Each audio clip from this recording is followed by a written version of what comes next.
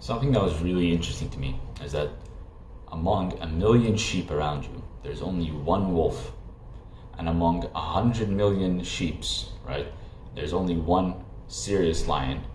And again, okay, this might sound like really corny and cheesy and shit, but there are so many people, right, who don't know how to think for themselves, right? They're just led by someone else. They're only, and I spoke about this extensively with my mother, right? I was like, they are told what to do, right? You're always told, okay, study at this time, you have an exam at this time, you have to eat at these times, you have to sleep at these times, you must perform these acts at this and this and this time, right?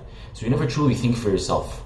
Sign up for this account to get this type of bonus, to get this on this, and it's always such like pandering. They think you're dumb. They really think you're dumb. All these organizations and social media accounts, they think you're fucking stupid, right? So they pander to you. They're like okay, you have to do this and this, and you got to do this. Or the schools and the universities, right? I've noticed that a lot of the time in my university, especially in the group project I was in, right? All the people that were older than me had zero initiative, right? Nobody took initiative. So I had to step up to both group projects, to take initiative, to become in charge, right? And they're my, what's it called? They're the same year, but they're like a year or two older than me, right? So 5 people who are in their 20s, I'm 18, and none of them had a clue on what to do. So I had to step up and take initiative. So I'm thinking, if it's gotten so bad that people who are 2 years older than me with 2 years more of experience in life, right? Or maybe a year and a half, I don't know the exact dates, but above a year of extra experience than me, right? And they're still lacking any sort of initiative, that's really concerning. That is really, really concerning. These are my classmates who are older than me. And I, as their, what's it called, the younger person, had to step up, tell them what to do. I had to write down tasks. I had to break it down in detail. You go do this, you go do this. And I really thought about this is in every aspect of our day-to-day life. Okay, go do this and this. Study only at this time. You're told to study. You don't study for scholarly knowledge. You don't study to become better than everyone else. You're told to study, right? And most people are okay with it. It's like, oh, I want to study to pass, right? You're just, oh, go study for this exam, right? Or go study for this material, right? When you're told when to study, you don't get smarter. When you study out of own interest, right? Or you study out of scholarly knowledge, or when you study when you're not told to study, when you reinforce information when you're not told to do it, right? There's a difference. You can tell there's a fucking difference because you've gone out of your way to acquire knowledge. You have a curiosity for learning, but most people will never have any sort of curiosity for anything, right? What's it called? University is not the only way or not the only path to success, right? It's not the only path to a high-paying salary or a thriving entrepreneurial experience. But, right, it is one of the paths, and it is the safest path. It is the safest path, in my opinion, because you are always told what to do, right? You don't have to go through the process of becoming a wolf, and from a wolf becoming a lion and leading your herd and becoming a shepherd, right? You can stay the sheep.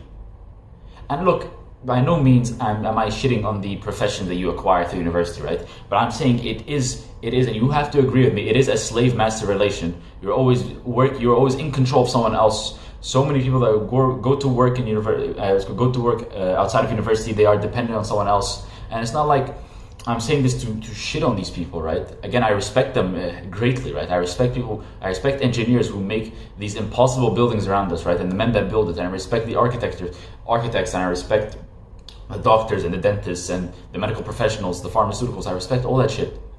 But you have to agree with me when I say that you are working for someone, right? Even if you're making a high pay, there's always somebody making a higher pay than you. And if you're satisfied with your pay, then alhamdulillah, you are satisfied. Thank God, subhanahu wa ta'ala, you are satisfied. But that personally is not me, right? Personally, as somebody with a large drive, and since I've been blessed so much in this life, thank to God subhanahu wa ta'ala, alhamdulillah, I have so much in this life, inshallah, and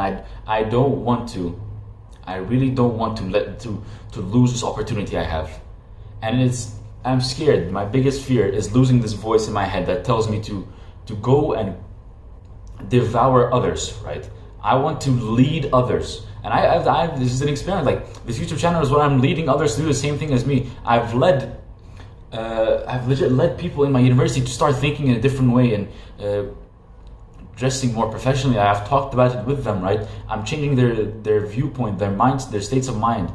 And they're listening to me, and they're, they talk to me, they come up to me, and they okay, might be out of respect or something, but some of them, but at least I know some of them, at least 2 or 3 of them, slowly are becoming influenced, and they're learning from me, right? And that shows when there are so many people who lack any initiative in their life, right? Who lack any sort of goal, any person who comes in with the simplest, right? Simplest goals, like self-improvement. Self-improvement is very simple. When you come up to someone with self-improvement in any sort of way, like scholarly interest, meditation, gym, reading books, watching documentaries, going out in nature, talking to your family, any of these aforementioned benefits of self-improvement or the parts of self-improvement, you bring out any of these pieces to people, right? To them, it is such like a mind-blowing concept. They're told, think on your own, right? Do the actions on your own. I'm just simply giving you the blueprint. You execute the blueprint. In school, you're not given, you're given the blueprint, you're given the steps, you're given the actions, you're given everything. You follow it to the T. Yes, again, right? You have the fucking Andrew Tate's, right? Where they tell you you're a robot programmed in a machine and society. And okay, he has a fair point. You are programmed, right? You are programmed to do these tasks efficiently so you can fit into the mold of society better.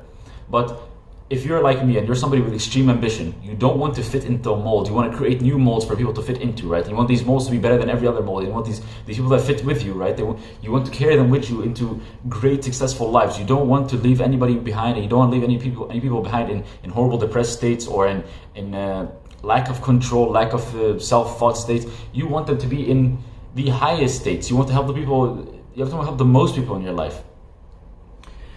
It's just disparaging because you're told what to believe. You're told how to think. You're just made to be a puppet, to be honest. And yet again, it is no disrespect, but it is shameful. It is my opinion. It is shameful, right? And this is my opinion. It is shameful to live a life where you lack any freedom, you lack any initiative, and the people around you, they're your leaders, they're your bosses, right? And you're not a leader of anybody. You don't lead anybody. Like even if you're in your own friend group, right? In the own circle of quote unquote friends that are supposed to be your friends, you don't lead them at all. At least I know in my friend group, I have some sort of influence, right?